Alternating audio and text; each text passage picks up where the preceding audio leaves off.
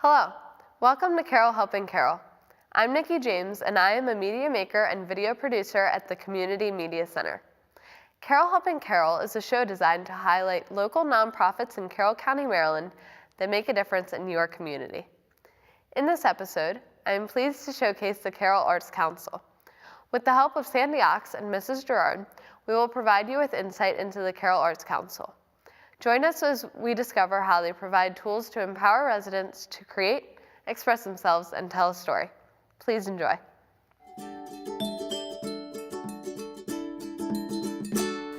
Hello, I'm Sandy Ox from the Carroll County Arts Council, and I'm pleased to be here with Jen Girard, who is an art teacher from West Middle School.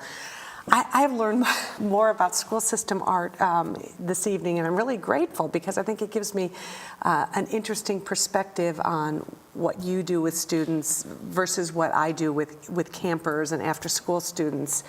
I hope, like I hope you found some kids that are really very accomplished and really interested in arts. Is there a gifted and talented program in our community? There is. I'm actually really happy to say that the Gifted and Talented program is in its second year. Mm-hmm. I currently teach it actually with Todd Wilson, also from West Middle, and Sheila Herbst from East Middle School. It is 5 Saturdays. It is 3 hours at a time, and we provide everything. All the students have to do is apply.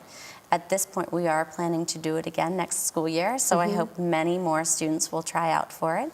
They just need to submit 3 pieces of artwork, an artist statement, and it all comes to us on a flash drive. An artist statement at middle school.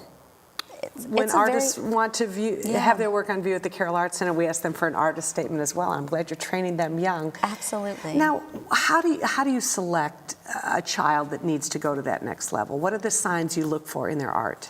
Well, each teacher at the middle school level is helping to gear those students to us, and we're looking for people who are giving their best effort, who have that grit, but also students who maybe don't have the natural ability, some of them do, but they're able to approach something in a new way.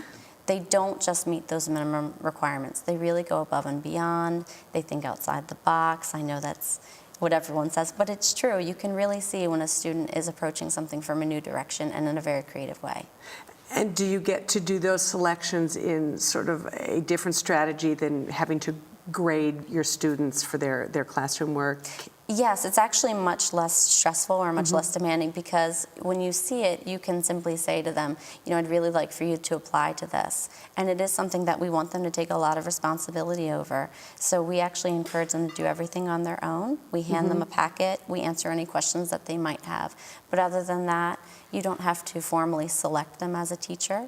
Okay. You can recommend them for it. But if it's a weekend program, there still needs to be a lot of parental involvement to actually get them there on a Saturday, right? Oh, yes. There is a parental agreement that they know when the dates are that they're going to pick up. We even have a meeting before the first Gifted and Talented Art Night, so that parents can even ask questions. We welcome them to come in and observe before or after we start our lessons. Now, is this something special that West Middle has, or is it countywide? It's open to the entire county. It's middle school only at this point, though, 6th grade through 8th grade. Do you get to see, or do you get to encourage these students to be in honors art classes once they get to high school? Oh, absolutely. In fact, at West Middle School, several middle schools in the county are able to recommend their students for Honors Art 1 in high school. Okay. And so we simply hand those names over to the art teacher that they will have.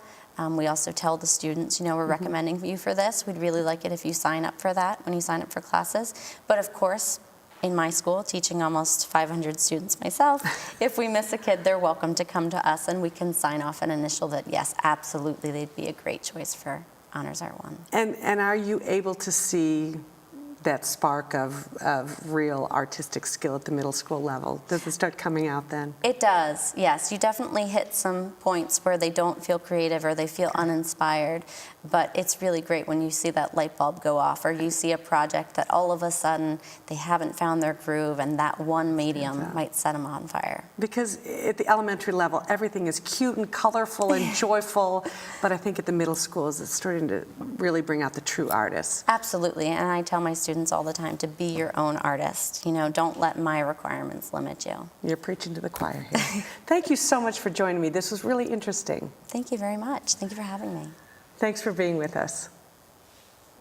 I would like to thank our talented crew and our wonderful on-air talent for being here with us today. I would also like to thank you at home for joining us on Carroll Helping Carroll. Don't forget to check out this episode and other episodes of Carroll Helping Carroll on Comcast Channel 19.